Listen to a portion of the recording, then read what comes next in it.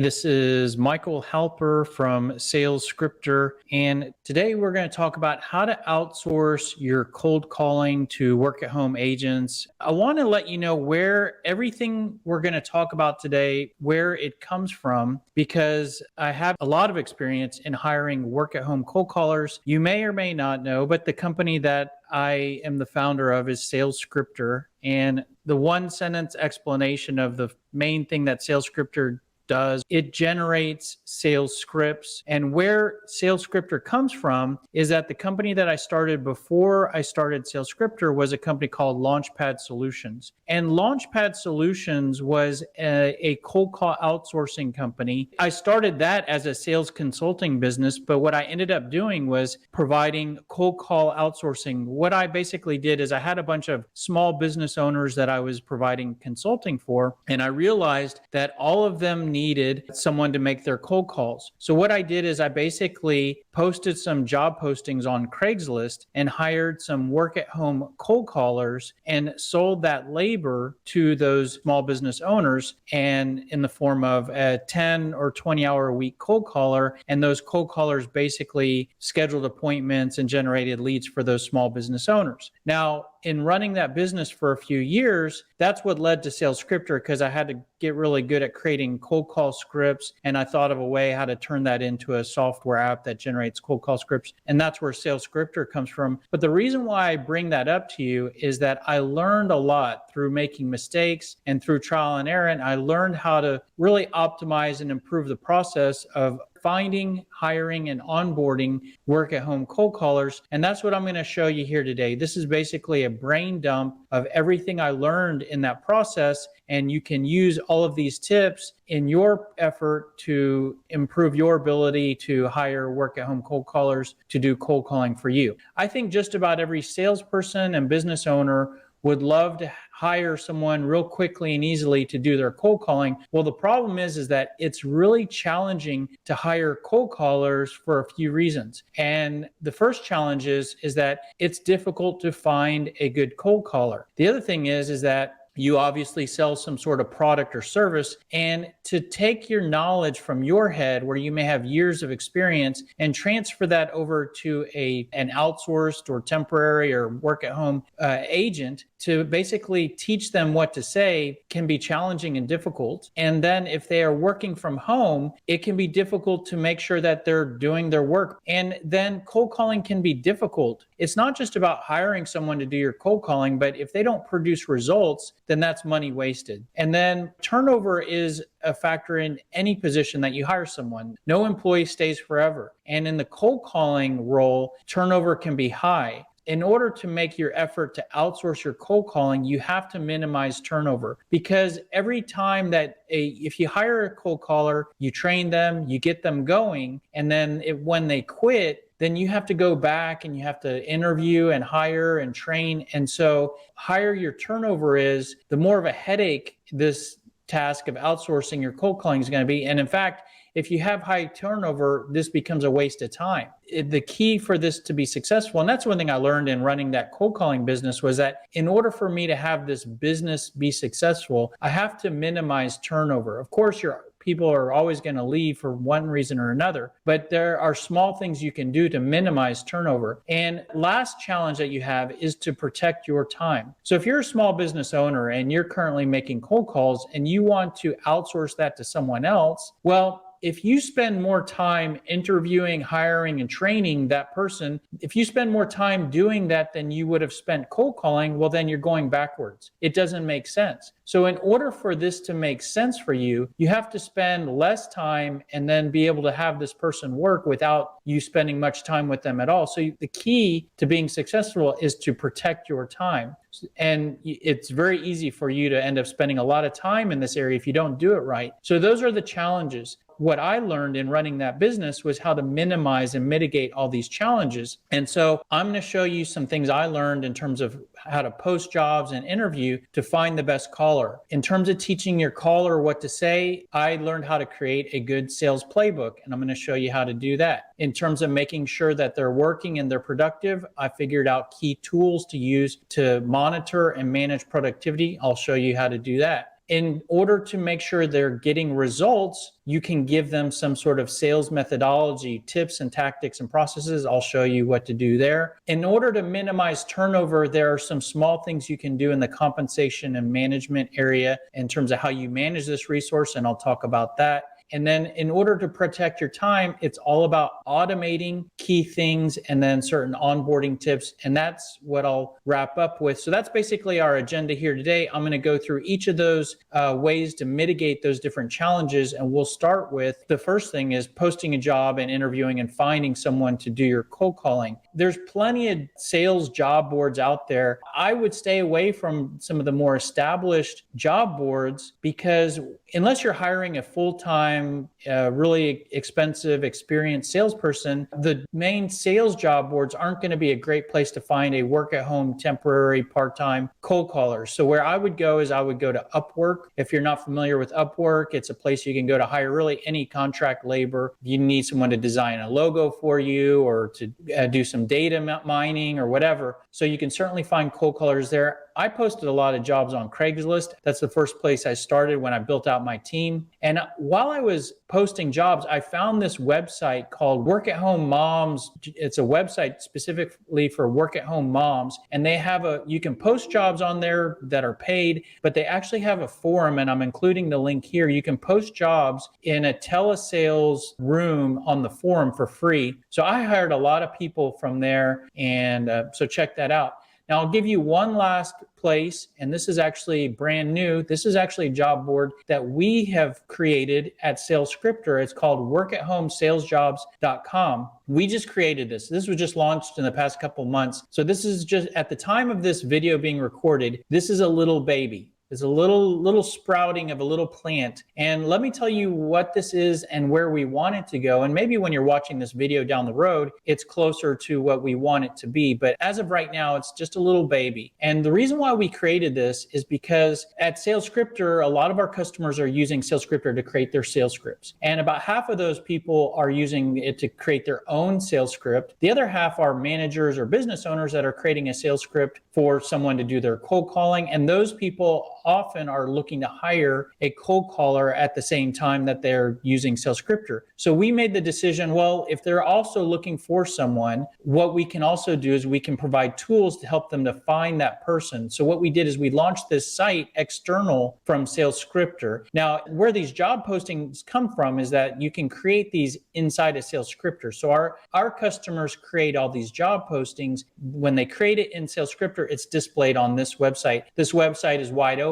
and anybody, whether they know of SalesScripter or not, they can come here, create an account, and apply to a job. Now, there's a handful of jobs being posted at this time, and there's a handful of people that are applying to these jobs, so it's very early on. But why is this unique, and why is this interesting to either the job poster or the applicant? Well, let me explain that real quick before I move on. First of all, a lot of these people that are posting these jobs are all using SalesScripter generated scripts and the SalesScripter sales methodology. What that means is that if someone hires from this job board an applicant that has already worked for other businesses that have posted on this job board, that person that they hire is going to be easy to onboard because they've already familiar with the script approach and the sales methodology. So this should be a place, once applicants have worked on multiple jobs, this should be a place where hiring managers can easily onboard and find salespeople. So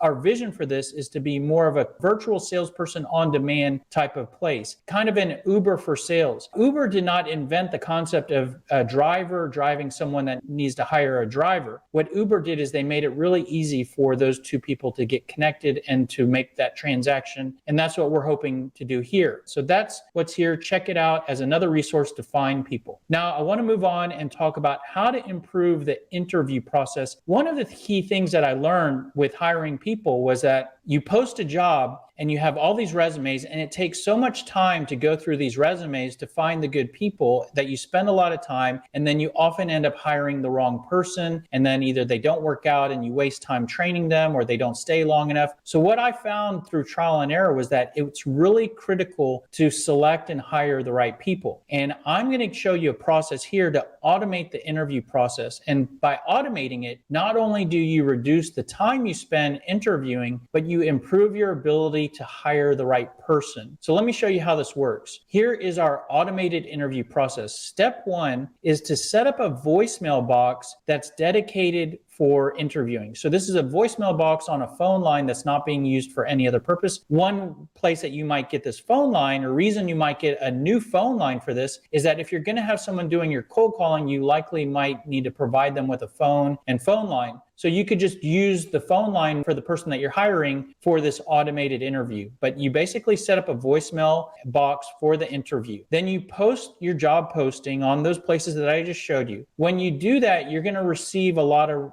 responses from applicants. So like if I posted a job on Craigslist, I might get between 50 to 100 resumes or responses via email. Now, when you get those responses, just every time you get a response, I want you to copy and reply to every response with every email with the same email response. And I'm going to show you what that is here next. This is, you could copy this. I'll provide these slides in the link of this video. But here's an example of the email. You just copy and paste this and send this to everybody, which is, thank you for applying. The first step in our process is for you to call this number and to answer these 3 questions. And you basically put 3 questions here. And then you're explaining this is an automated process. And once we listen to your interview, we'll call you back, more or less. That's what it says here. Now, the questions you put here, you can customize to your situation. I will tell you, it really doesn't matter what questions you put here, because when you're hiring someone for a work at home cold call position, at this point, you're mostly wanting to hear what they sound like, because in cold calling, how someone sounds in terms of their voice and their energy is critical. That's very important to who you hire. You want them to basically sound good.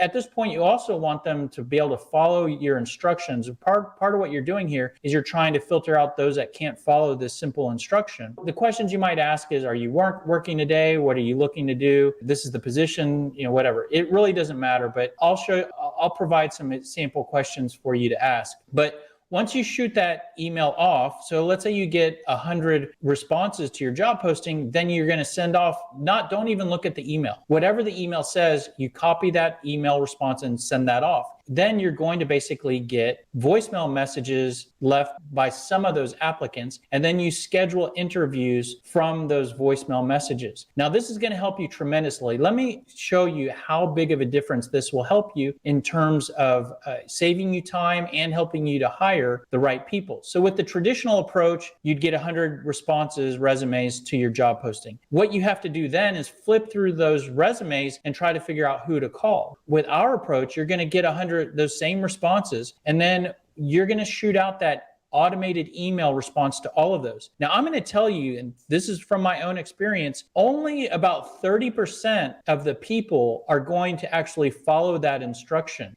So let's say you send out 100 emails, you're only going to get 30 people that call your voicemail box, and then only about 50% of the people that call are actually going to leave voicemail messages. So at this point, you've gone from 100 down to 15, and you can very quickly listen to all of those voicemail messages and quickly hear their sound, their voice, and make a decision on who you want to talk to. Now, the great thing here is that not only can you make a decision real quickly from their voice, but the bigger thing is that you filtered down from 100 to 15, because the people that did not call, you don't even want to look at their resume. You don't even want to talk to them because they weren't able to follow that instruction. If someone's not able to follow your instruction from thanks for applying, call this number and answer these questions, then that's somebody that you don't want to hire. So you're doing some really good filtering here. From the 15, you can probably find like between 5 to 8 people that you want to talk to, and then you can pursue them. So this will greatly save you time and help you to hire the right people. Now,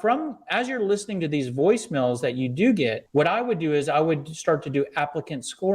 And this is basically filling out a spreadsheet with the name and their information of the people that you're listening to. And you want to make some notes. Okay, they sounded good, didn't sound great, or had good experience. And what I started to do was I started to use a point system to numerically score how they sound, what they're qualified they are for the position, and make some notes here. So this is where I started to score the applicants. So instead of trying to remember, oh, I like this person or I like that person, I would start to look at the scores and make my decisions on who to hire based on the score. Now, this is actually a table that I used with all the interviews that I did. I want you to notice one column here, which was internet. Now, if you're hiring a work at home person, one thing that you might not think about asking about or making sure they have is good, high quality internet speed. For example, I ended up hiring someone and put them through all this training, and I think could have been a great employee, but they ended up not having good quality internet. So I spent all this time training this person, and then they didn't have good quality internet. It couldn't work for them to be a work at home person doing calls and using CRM and voice over IP phone system because they didn't have good internet. And I wasted all this time. And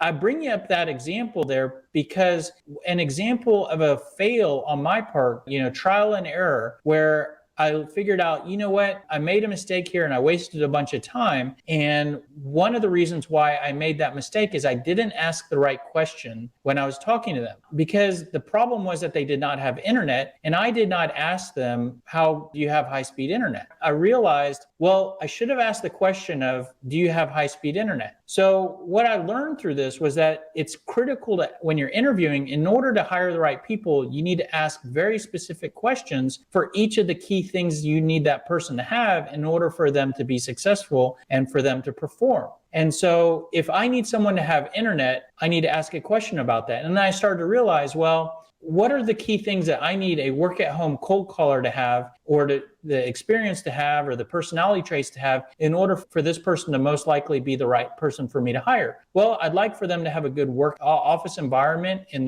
so I might need to ask them, tell me about your workspace. You have a table to work on? Do you have dedicated workspace? I need to know, are they able to make cold calls? Not necessarily do they have experience making cold calls, but how do you feel when it's time to pick up the phone and make a cold call or call someone that isn't expecting your call? Are they able to learn new processes? I'm going to teach someone a lot of different tips and tactics. Tell me about a process you had to learn in the past. So I started to learn that it's not about just what are your strengths or what's your biggest weakness or where do you see yourself in 5 years, but if I make a list of the key characteristics of what the best person for the role that I'm hiring, then for each characteristic, there is a corresponding question that I need to ask. And if I ask each question, then I can score each person that I interview how their answer was for each question. And then I could hire the person that basically has the highest score. And so this is how I started to take applicant scoring to the next level. By the way, everything I'm showing you here today, you can apply to either work hiring cold callers, but you could also apply this to just hiring anybody as well. And also, a lot of what I'm going to show you here today, we've built tools for, and I'm going to show you these tools inside of SalesScripter. And so I'm showing you these because just to either let you know that there's tools for these already created in SalesScripter, but also I'm going to show you these because this might give you ideas for tools that you could use on your own or whatnot. But I just told you of how I learned that, well, in order to ask the right interview questions, I need to start with what am I looking for? Well, we actually created a tool in SalesScripter called the Interview Builder, which you'll see identify requirements. And so we actually built a database of all the different personality requirements, skill requirements, financial requirements, education requirements, experience requirements, availability requirements. Each of these has characteristics that you might look for. Now, these may give you ideas of what you might want to look for in a person. I mean, you might have an idea. These might help you to build your job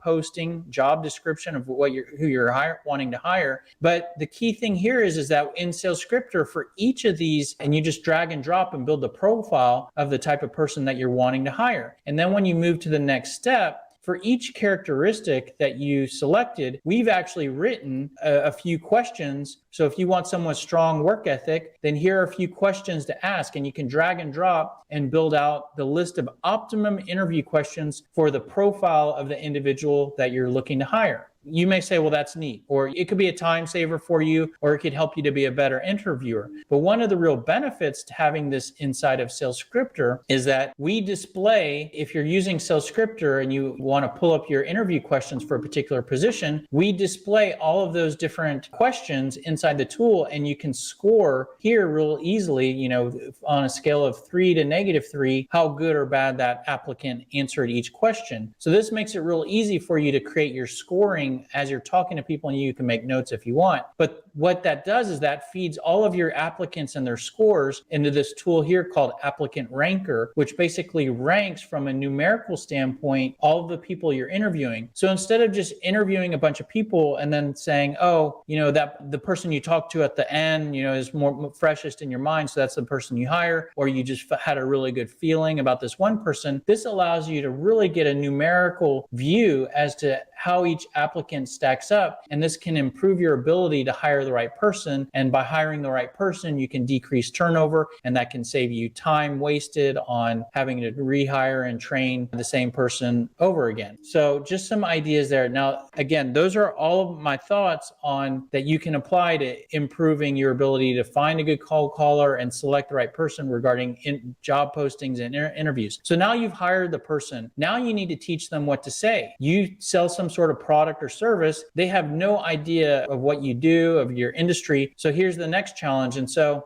what most companies do is they use more of a product selling approach. So they teach their salespeople this is who you're working for, this is what we sell, this is what you sell, this is what it does. Now go out and generate leads and make cold calls. And so we teach a different approach, which is more consultative selling, which is instead of talking about the product and features, these are the improvements we can make, these are the problems we can resolve, and these are good questions to ask. And the reason why I bring this up is because technically the consultative selling approach is easier to teach work at home cold callers. The reason why is it's a lot easier for me to teach a cold caller, ask these questions instead of answer all of these questions about your product. If you teach someone to go out and just talk about the product and make cold calls, they need to have a lot of details about what the product is, how it works, what it does. If you teach someone just to ask questions, then it's much easier. And so if you think of this in terms of a learning curve, with consultative selling, you can get someone on the phone the first day by saying, here's our value proposition, here are the pain points we're looking for, here are questions to ask. Now,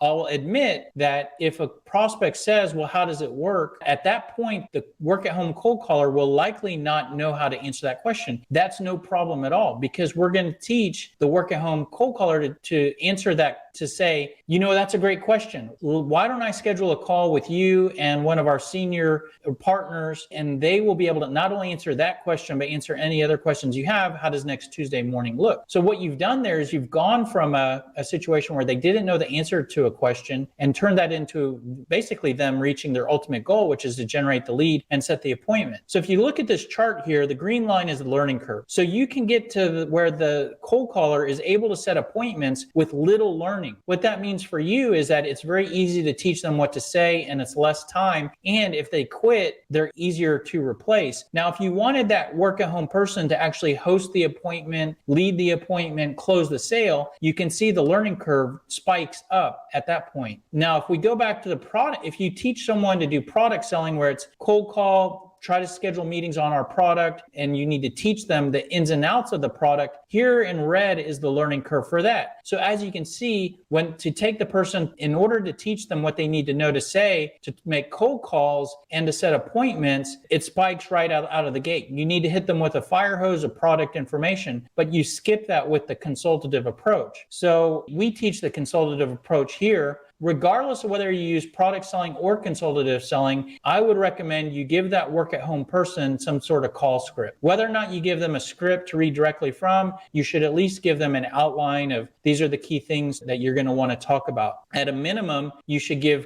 key questions to ask. Who are you using for this, or what are you using for that, or do you have problems with this? You should also provide objection responses. There's only a handful of objections that you can run up against. I'm not interested. I don't have time right now. We don't have budget. We're already using someone. So create responses for what they can say to that. Give them a voicemail script. Give them email templates. A work-at-home cold caller is going to be sending the same emails again and again. There's an email before they call someone, an email when someone said, send me your info, an email right after they leave a voicemail message. These are the same emails that they're going to send again and again. So go ahead and give them email templates. Now, we actually, in Sales Scripter, we provide you with a sales playbook. And let me just show you that real quick. So in Sales Scripter, there's actually a playbook already created. So once you actually load up Sales Scripter, you'll get call scripts, and these are actually loaded up and ready to go, where you'll have all of the key questions to ask. You'll have pain points to look for. Over here, you'll have objection responses. So if they say, I'm not interested, we already used someone. So whatever the objection is, down here, you have voicemail scripts. And then you also get a full library of email templates, cold emails, LinkedIn emails, voicemail follow-up emails. So here's a playbook, and it gets created by you basically answering a few questions. So that can greatly help with teaching your reps what to say. So let's move right along. The next thing we want to talk about is we want to make sure that they are working, right? This is someone who's working from home who you likely will never, ever see, except maybe on Skype or, a video call. So let me share some tools that you can use to help with that. First of all, they're going to be making cold calls. I would recommend that you get them on your voice over IP phone system. So certainly you could have them make calls on their mobile phone or their own phone system, but go ahead and create a voice over IP phone, and then you don't even have to give them a handset or a physical phone, because with voice over IP now, as you probably know, you can use a soft phone, and it's real easy to set up. I've used a number of different voice over IP providers when I was running that business. The best one, and this is the one I still use today, is RingCentral. And so it's real easy to create a phone. This is even the phone system that you could use for your automated voicemail for your interview process. And they have call recording, and it's real easy to use. So I would recommend you use that. Then, of course, you definitely want to use some sort of CRM. If you're going to have them working a set of leads and making cold calls, you want to load those up in some sort of CRM. So you've probably heard of Zoho out there, Insightly. These both have free CRM applications. So a low-cost provider. Salesforce is well known out there. Then you could even use Google Docs to have like a Google Sheet with a list of people who to call. And of course, Sales Scripter has a CRM as well. Now, one thing I want to point out is that I used all of these different systems when we had work-at-home cold callers. Even when I used some of these more established CRM providers, I still had to use Google Docs, because when you have a work-at-home agent, you're likely going to give them a set of leads to call. Like, here are 200 people to call, or 500 people to call, or whatever, 500 businesses, or you're going to give them a target list. And what I found with these other CRMs was that it was really difficult for me to give the caller their focused list, that call down this list and work from the top and go to the bottom. So even with the CRM, I still always had to give my callers a Google Docs spreadsheet of who to call. Now, I just want to show you in Sales Scripter, we've actually built that functionality in our CRM, because in Sales Scripter, you can certainly import a list of contacts or import a list of accounts, but we also have this area here where you can create lists. And so like I'm in my own account, and you can create lists of East Coast target prospects or manufacturers. If I click on this, so this is a list that you could actually set up for your work-at-home person, and it's also in your CRM. So instead of them flipping between Zoho or Salesforce and Google Docs to work down the list, your list is with your CRM here. So this makes it real easy for you to set this up. If you have more than one cold caller, you can assign list A to list cold caller A and list B to cold caller B. So real easy to set up. I just want to show to you that it's all in one place here in Sales Scripter. The next tool that you're going to want is you're going to want to track their time. I usually would pay my cold callers by the hour. So you need to track how many hours they're working. And a great tool that I've used for a very long time, and I've also used this for other project type people, is Time Doctor. It's a timekeeping system. The thing I really like about Time Doctor is that it actually has a screen capture. So they're working from home, but you can actually capture their screen to see what they're working on, make sure they're not on Facebook or watching YouTube while you're paying them. The other thing that I didn't mention with the phone system is that the really nice thing about having work at home agents for cold calling is that primarily you're paying them to make cold calls. When someone's making cold calls, if they're using your voice over IP phone system, it's real easy for you to run a call log. So if they worked 3 hours today, you could go to your call log and see how many calls were made from their phone line today. And so, if you run a report and there were 60 calls made, you could do the math there and see, okay, well, they've made an average of $20 per hour. If you really wanted to look closely at the timestamp, you could see how many dials were made in certain hours or whatnot. But what I'm trying to say is that the good thing here versus like if you hire someone to do financial account bookkeeping for you, it's really hard to know whether they're working, although Time Doctor could help with that. But with a cold caller, between the phone system and Time Doctor and screen capture, it's real easy for you to monitor and manage productivity.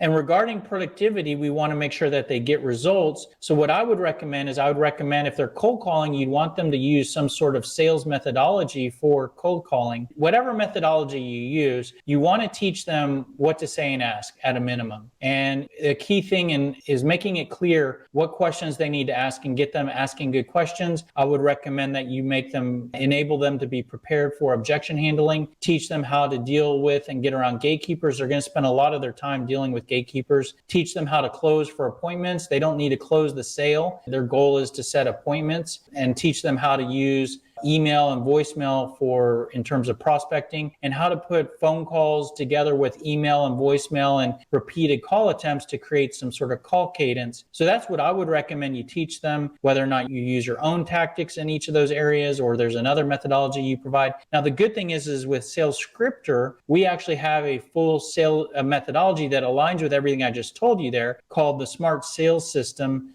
Sell Smarter, Not Harder. And it's actually all on YouTube for free, but there's a methodology and a training module for each of those areas, actually more areas than what I just outlined, but this is all on YouTube for free. So if you hire your cold caller, you could have them go through this playlist of videos, no cost to you. Now, this training program is actually in Sales Scripter, and let me just show you something real quick. If I go back to Sales Scripter, so this is in Sales Scripter, the Smart Sales System. So you'll see here, there's that same sales methodology is actually here in Sales Scripter. So these are those same videos. Now, the difference between having this in Sales Scripter versus YouTube is that in Sales Scripter, there's a 5-question quiz with each module. And this is not a real brutal quiz. It just kind of makes sure that they watched the training and paid attention halfway. They should be able to get through the quiz. But the real good thing about this is it's one thing to send them to our YouTube channel and say, watch these videos. But if you have them in Sales Scripter, you can make sure that they've watched them by seeing how far they've progressed on the different quizzes. So a higher level of accountability and management there. All right, now let's talk about how to minimize turnover. And, it really comes down to, how you pay them and how you manage them and how you coach them. And so let me give you just a few tips in this area. First of all, I think that in my business, I hired mostly domestic US-based work-at-home people. And this was a few years ago, so prices have changed. But when I was doing this, I figured out that the range was between $10 to $15 per hour. I usually started my cold callers out at $13 an hour. My advice would be to pay people well. I always like to pay people well because you want them to be rewarded and you want people to stay with you as long as possible. But especially with cold calling is difficult. So one of my automated interview questions was, how much do you want to be paid for a work-at-home cold call position? Some people would say, I think the average answer was $9 or $10 an hour. So I never wanted to pay the minimum. I would pay them $13, and if they had worked for me for a couple weeks to a month, I would move them to $15 per hour pretty quickly, and then to $17, and then even up to $20 per hour, so that they stay. The longer someone stays, the better they get, the less time you have to spend with them. And so that's what I did. If you hire offshore, the range could be between $2 to $7 an hour. My advice would be you get what you pay for. If you do hire offshore, Philippines is probably the better offshore country for cold calling. I like to give bonuses and reward for performance and hard work and results. So I would usually give between $20 to $50 per appointment or lead generated, or $5 to $10 an hour for offshore. The range there between 20 to 50, I usually made that decision by, like, there's some B2B projects where there's even when someone's working hard, there's less appointments. And so I would usually pay $50 for those. But there are some projects where there's a higher volume of leads. Let's say that it's a cheaper product, it's shorter life cycle, you're calling into smaller businesses. With those, I would pay $20 per hour. 1099 versus W-2, I usually always treated these people as 1099. It kind of actually falls into a gray area. If someone's working at home on their own equipment, usually can be more of a 1099, where they're more of a contractor than having to be an employee for you. One of the key things with them being a 1099, a key requirement, and by the way, I'm not a labor lawyer or no labor policies. But this is just what I kind of learned, was one of the key things that makes them lean more towards a W-2 is if they're working a schedule for you, and if you're telling them exactly what to do every day, they're a lot more closer to an employee and need to be on W-2. So when I hired these people, I let them work whenever they want, and I gave them training and gave them direction, but I didn't really instruct them day to day. And regarding part-time versus full-time, cold calling can be tough. So even regardless of your budget, I like to hire more people to work more between 10 to 20 hours a week. I didn't want to hire someone that would sit there and make cold calls for 40 hours a week just due to burnout. And my logic was that they will perform better if they're working less hours, even if I maybe need to pay them more per hour. All right, let me give you some tips on how to manage this work at home person. And a lot of these tips, like I said, can be applied to hiring any person, regardless of role and whatnot. But this one is specific to cold calling, which is, don't ever forget how difficult cold calling is. I mean, these people can get beat up. They can get rejected, a lot of call attempts without talking to anyone, a lot of frustration dealing with automated phone systems where you're sitting on hold and dialing through different automated queues. So it can be challenging. So the first thing is just to always maintain an understanding of how difficult the job is that you're giving to someone. Then I like to focus more on inputs instead of outputs. I think a lot of sales managers or people that hire people for cold calling, they typically will say, where are the leads, which that's focusing on the outputs. The leads are the result. Well, I like to focus on the inputs, which is how many hours are you working, how many dials are you making, what are the objections that are preventing you from moving forward. So I'm more about activity versus output. I believe if you put in the right amount of activity, then the output will result. If you hire the right person, you give them good training, you make sure they're working hard and they're doing the right things. If you've done everything else correctly, you've given them the right script, the output will come. And if the output doesn't come, then you've given them a bad list, or you've hired the wrong person, or you've given them a bad script. So I focus more on the inputs. I try to use more of a carrot than a stick. A stick would be fired if you don't get any results. A carrot is more like giving verbal recognition or giving them more bonuses for performance. I try to empower the work at home cold caller and be more hands off. This is just my own personal style. So instead of like talking to them every day, asking them a lot of questions, questioning them about this, or telling them to do this and then telling them to do that, I try to provide training on the front end, give them their responsibility, make them accountable, and then empower them and set them free. Although you provide visibility so that both you and them, everybody can see what's going on in terms of activity, what they're doing in terms of performance, and making sure they're accountable. One of the ways I would provide visibility is I would provide a weekly report every Monday morning that would show, this is how many hours you worked, this is how many dials you made, this is how many dials you made per hour, this is how many leads you produced. So this is providing them clear visibility, and this is about the inputs. This doesn't show, what they talked about, who they talked to, who they called. This is just the inputs in terms of activity. And the hope is that you gave them a good list and gave them good training. But this is to let them know that you're watching how much they're putting in. Even if you don't talk to them every day or very much during the week, you're watching what they're doing. Now, one thing I want to show you is you could just do this in an Excel spreadsheet and share that spreadsheet with them every Monday morning. But in SalesScripter, there's a really cool tool called Login Interaction. And so if you're using our CRM, So there's a button here for login interaction. So if you click this login interaction, which is something most CRMs have a button for log a call, but instead of just having an open text field where someone makes notes and puts what just happened, what they just did, we have a fixed selection of what happened. So maybe they made a phone call they could log, they called someone, gatekeeper answered, gatekeeper blocked the call. They can real quickly document what happened without typing anything. And what this does a few things. First of all, this gives them points, quality points and pursuit points. So the quality points are how interested or disinterested the prospect is, and pursuit points is how much energy and effort or good job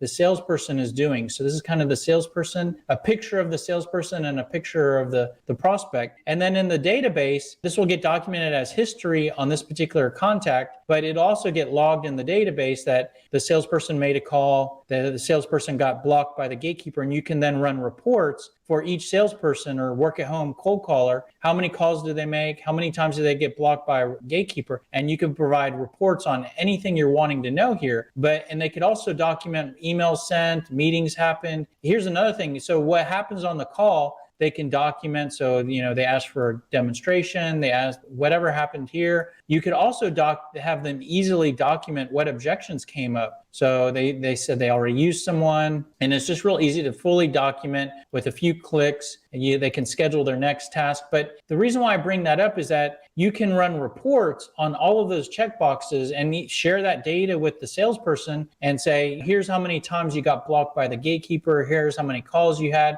And you could use that for either accountability, visibility. You could use it for rewarding, saying, look how great your calls went up this week or they went down this week. So you can use that data for managing visibility, accountability, and performance. So that's how you kind of manage them. But what I would recommend is that you also be their coach. And of course, you're going to train them on the front end. But what I would recommend you do is every Monday, maybe when you're sharing the reports that I just showed you, you provide coaching. So every Monday morning. Now, remember, you're trying to outsource and decrease the time you spend on cold calling. So you don't want to spend hours every day coaching this person, but you could spend some time every Monday morning with some coaching. And so what I would recommend when you meet with them, you can discuss, hey, this is what last week looked like. Your calls went down or your leads went down, or maybe you reward them. Great job on dials per hour, great job on 3 new leads, whatever. So you discuss the week before, then it's always good to discuss objections that came up. Now, if you don't use a system like SalesScripter, you might just have to ask them, well, what objections are you running into? Let's talk about those. The challenge there is that most likely a junior level salesperson is not going to know what objections came up or not going to remember that or be able to provide that data. But with SalesScripter, if they're logging each interaction, what we do, I showed you that you can have them check each objection that comes up. From a database and reporting perspective, we can run reports on what objections are coming up, what percentage those fall into, what's the biggest objection and whatnot. And you could run this report every Monday morning for the week before, for a particular time period, a particular sales rep. And this allows you to basically be really productive in that coaching meeting because you can tell them, hey, listen, according to what was documented last week, this is the objection that came up. So how are you responding to that? What is the sales script that we gave you for that? Is that objection on the sales script? Let's role play that. So this type of data can take you from a really lousy sales manager to become a really awesome sales coach. And whether or not you role play the objections, you could role play with your rep, you could role play the script, you could role play Q&A questions that they should be asking. So I know firsthand role playing can be really uncomfortable for you, the hiring manager, trainer, coach, and it can be really uncomfortable for the junior level salesperson, and it's time consuming. Let's just say it's probably safe to say that most of us agree that role playing is not a lot of fun,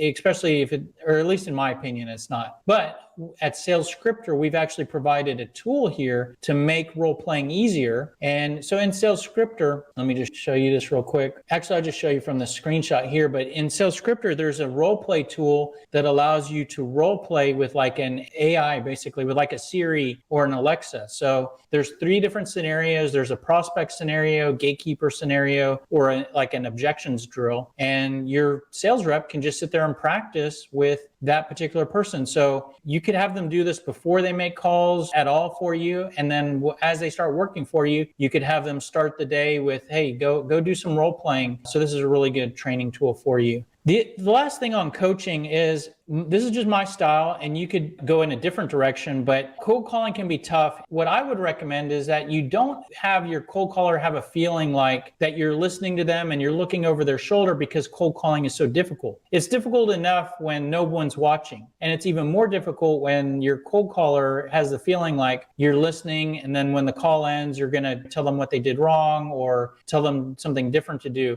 So what I like to do is I like to basically reset every Monday morning. And you talk about the week before, you talk about some small changes to make for the week ahead, and you set them free and let them do their thing. You might want to watch the reports or check in with them a little bit, but there's not a lot of instruction or criticism. You set them free, let them work a week and do according to what you've asked them to change. Then you regroup a week later. So that's just why I prefer to do it. It's a more empowering and it's a more autonomous type of way. And the reason that that can help with turnover is that the opposite of that would be micromanagement and a lot of, confusing, direction of don't do this, don't do this. And cold calling is tough enough. So if you add that on top, it can push someone to quit and be unhappy and leave sooner than they might otherwise. All right, the last thing I want to talk about, which is maybe the most important, is protecting your time. So like I said, let's just use some numbers here. So if you're currently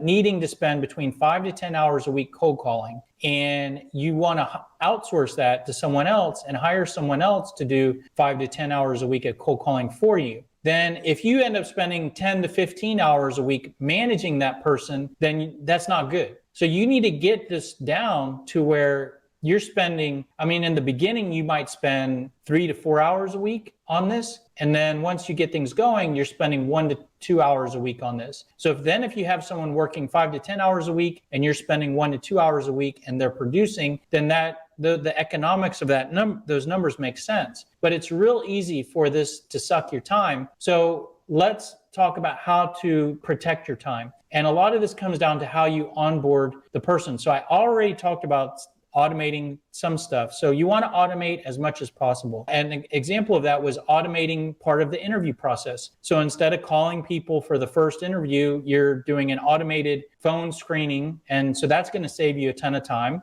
I already talked about that. The next thing is that you're going to have to train them a lot. Someone's doing cold calling, even whether you use the product selling approach or the consultative approach, you're going to need to teach them stuff. There's going to need to be some amount of knowledge transfer from your head to theirs. So what I would recommend you do is that you use training videos. And I'll tell you how I learned this real quick. First few people I hired, I taught them, I would meet with them and teach them about dealing with objections and dealing with gatekeepers. Then that person quit. And then I had to hire a new person. And then I had to have the exact same discussion and training about dealing with objections and dealing with gatekeepers. So what you want to do is anytime you have to teach something, you want to record that. And there's all sorts of tools you can use to record. Maybe you record the first time you teach it, or maybe you record teaching it, meaning the first time you train someone, maybe you record those discussions. And then the second person that you have to hire, they watch the recordings from the first. But you want to record as much as possible so that the next person that you hire, it's just real easy. Go watch these videos instead of you spending your valuable time with that person. And an example of where we've evolved to is the Smart Sales System training program that's in Sales Scripter and that's on YouTube.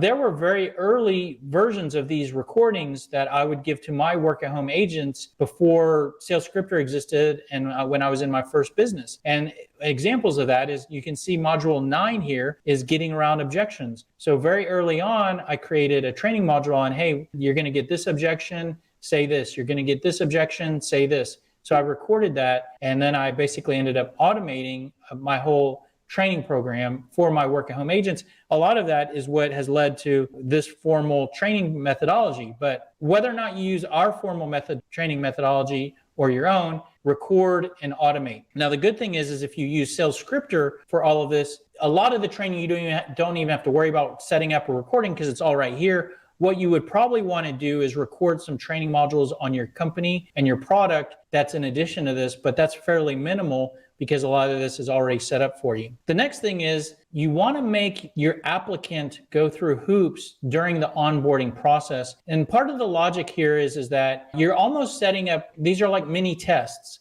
And failure of the test would be that someone that you're trying to hire doesn't go through the hoop. And if they fail the test, then you might have to hire someone else, but that ends up saving you time from hiring the wrong person. Let me show you what I'm talking about here. So a first hoop is that you post a job, and when they reply to your job posting saying they're interested, they're going through a hoop. That's a test. Then when you send your automated interview email, then that's another hoop for them to go through where they have to leave a voicemail message. So that's another test. And like I said, 70% of the people fail this test. And what you're doing there is you're screening out people that can't follow instructions. Then you will schedule them for a phone interview. You have to talk to them, of course. That's another hoop for them to go through. Then after the interview, or when you decide you're going to hire them, you're going to need to send them some sort of paperwork, maybe a little employee contract or whatever. And so that's a hoop that they'll have to sign that, scan it, send it back to you. And then you might want to say, hey, okay, go watch these videos. And you even pay them when they watch some of the training videos. And that's an opportunity for them to not comply. Okay, here, go do some role playing. These are all a lot of little steps. If you have someone that is able to follow all of these instructions, what they're doing is they're telling you, I can follow instructions and I'm interested in this position. And what that does is that gives you more confidence investing time in them. Because if you don't have them prove themselves to you and you invest time in them, you might invest time in someone who ends up failing on you. One of the things here, if you look at the series here, you would be spending minimal time in between all of these hoops. And so you're creating a scenario where they really have to prove themselves, and it won't even seem like a bunch of hoops to them. It just seems like the next step, the next step, and the next step. But what they don't know is that they're proving to you that they can follow instructions and that they're worth hiring and worth you investing your time in. The next tip for onboarding is to spoon feed information. So like I said, you likely have a lot of information to give to them. Even if they go through the sales scripter methodology training that's already set up, I think there's like 13 or 14 training modules there. Then you might have additional modules on your company and product. They might have to learn your CRM, whatever. You want to spoon feed the information instead of hitting them with a fire hose. This is for two reasons. One is it could take you time to share information with them. You want to give them a little bit of information until they prove themselves to you. In other words, you give them some information, then they prove themselves to you by going through more hoops, and they've earned your trust to invest more time in them and giving them more information. So that's one reason. The other reason is that the brain is a sponge. And if you hit them with a fire hose, they'll forget a lot of information. So the smaller amounts of information you give to them, the more likely they are to absorb what you give to them. And the last tip for onboarding is to have some sort of contractor or employee agreement in place. Like I said, I'm not an employment labor lawyer, so I'm not going to provide any templates here or recommendations. But when I hired people, I had a 1 to 2 page contractor agreement that basically just said,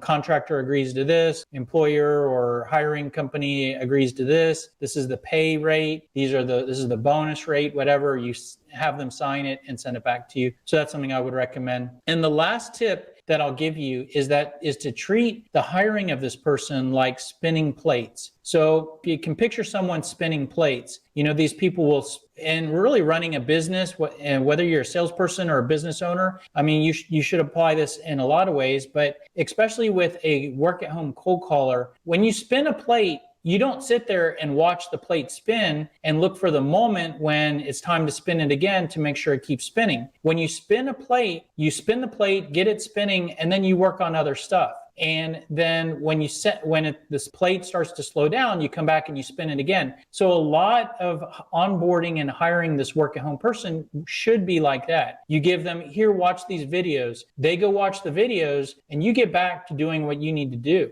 So they're working and you're not having to hold their hand or talk to them about anything. Then they come back to you, I'm done. Okay, here, go do this. And then once they get ramped up, okay, here, work this list. They work the list. So it's constantly spinning plates. And you might get to a place where you end up hiring more than one person. Then it's spinning multiple plates. Likely you have plates spinning for other tasks already, and you haven't really thought about it in that way.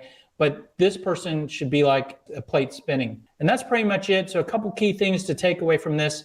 It's key to choose the right person. If you hire the wrong person, not only could it be a waste of money, The more important thing is it could be a waste of time because either they don't produce or they don't work for you very long. And then you have to get right back to interviewing and hiring and whatnot. So, and the key to hiring the right person is asking the right interview questions and also being efficient and automated in your interview process. Whoever you hire, you want to support them for success with the right tools, the right processes, the right training, the right coaching and whatnot. And the most important thing is if you're going to outsource your cold calling, you have to protect your time. Like I said, if you're trying to save yourself from spending 10 hours a week cold calling and you end up spending 10 hours a week or even worse 15 hours a week on managing your cold caller project, yes, you don't have the uncomfortable task of cold calling yourself, someone else is doing it. You might as well have just done it on your own instead of dealing with the cold caller and all the tasks and headache that comes with that. So that's pretty much it for today. Hopefully you got a tip in there with something that can be helpful. If there's been anything in here that has been helpful for you, if you want to return the favor, all you have to do is like, comment, or share this video or subscribe to our channel. Any or all of those will help us tremendously, and none of those cost you anything. If you like this content and you want more tips like this, you might want to follow us on any or all of these social platforms. Links to these will be in the description below. We post daily sales tips on all of these every day, 30 to 60-second videos. If you want more of this, like today we talked about the consultative selling approach. We talked about Sales Scripter and the tool set here. If you want more help, all of what I've talked about here today is part of the SMART sales system. So SMART stands for sales messaging and response tactics. Basically, our philosophy is that a salesperson's best sales tool is the words that they use. And so we help salespeople to improve sales and to get better by improving what they say and ask. And we provide tools and tactics and help them to how they respond to objections and get around objections and deal with gatekeepers. Now, we call it a system because instead of this just being a bunch of tips that we hit you with a fire hose, this is an actual system that you can implement and go through step by step. Level 1 of the system is to organize and create your sales message. So we didn't talk about that too much today in this video, but all of our other videos, we definitely talk about the sales message. But the SMART sales system, let me say it this way. A lot of people come to us to create their sales playbook and their script and their emails. But before we create that, we want to create your sales message, which would be, what do you sell? How do you help? What points do you solve? What questions should we ask? Once we have all of that, we can use all of that to then create your playbook, to create your call script, to create your voicemails, objection responses and whatnot, email messages, because all of those different bullet points can be mixed and matched to create all of your different documents and sales tools. Then once you have all that in place, then it's about execution. And that's what level 3 is, which is the how-to. So if you have your cold call script, okay, great. Now, how are we going to cold call? How are we going to organize the call and manage the call? If you have your email messages, okay, well, how often are we going to send those emails? How are we going to organize our email campaign and whatnot? So that's level 3. Now, the good news is that if you're interested in some or all of that, you can get started with the SMART sales system for free because it's all on YouTube. There are training modules for all of this. I showed you already today that our full sales methodology is on YouTube for free. Now, the reason why we give away that for free is because the upgrade from there is Sales Scripter. And I've shown you a lot of Sales Scripter here today. Sales Scripter aligns with the methodology in these 3 levels because the level 1 is to create your sales message. There is an area of Sales Scripter called the Sales Message Builder. And it basically takes you step by step to organize all of your key things you should be saying and organize your sales message. Once you've done that in Sales Scripter, there's an area of Sales Scripter, and I showed you that here today, called the Sales Playbook, and that's a library of scripts and emails, objections and responses and whatnot. That fills in with your sales message from level 1. And then there are tools in Sales Scripter for level 3 to help you with cold calling, cold emailing, cold email automation, CRM, objection handling, whatnot. Now, if you want more help beyond that, you can purchase consulting time with me. I certainly work with a lot of our customers and help them with building their sales message, creating their scripts, creating their emails, executing, getting everything set up and whatnot. So plenty of options there for you. But if none of those options really make sense for you just yet, Another option is you could purchase our book called The Smart Sales System, Sell Smarter, Not Harder, and you can get that on Amazon right here. The book basically aligns with the methodology that's on YouTube. So some people prefer to read, some people prefer to watch videos. The nice thing about the book is you can highlight and flag chapters and flag pages and have it on your desk when you're selling, which is a little bit more of a helpful tool than having YouTube videos flagged. So that's pretty much it. If you want more information, you can get plenty of information on our website, salescriptor.com. And there's a chat window there. You can chat with us. You can contact us via email, sign up. There are tons of videos on salescriptor.com.